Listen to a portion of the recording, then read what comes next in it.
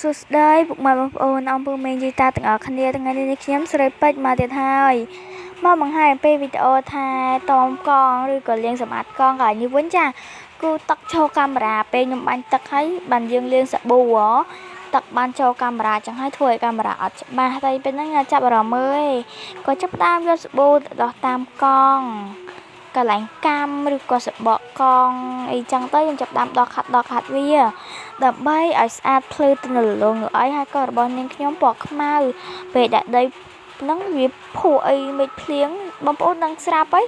មករយៈហ្នឹងគឺមេឃភ្លៀងខ្លាំងមែនតើហើយនៅសាលារៀនរបស់ខ្ញុំវិញគឺបែកម៉ាំតែម្ដងអញ្ចឹងទៅក៏វាប្រឡាក់ហើយថ្ងៃខ្លះទៅប្រឡាក់ដល់សម្ពុតរៀនទៀតបងប្អូនហើយសម្ពុតខ្ញុំមានតែ2 3ទេតែមួយសប្តាហ៍ហ្នឹងគឺខ្ញុំត្រូវគក់ចាញ់ហើយគឺសម្ពុតយើងអីហ្នឹងក៏ខក់ពេញនឹងឯងហើយអញ្ចឹងទម្រាំតែកងទៀតមិនប្រឡាក់លុំពេញនឹងហើយចាហើយប្រឡាក់ហ្នឹងមិនងុំទៀតគឺមកក្មេងមិននោមដាក់កងខ្ញុំទៀតអូហើយពិតជា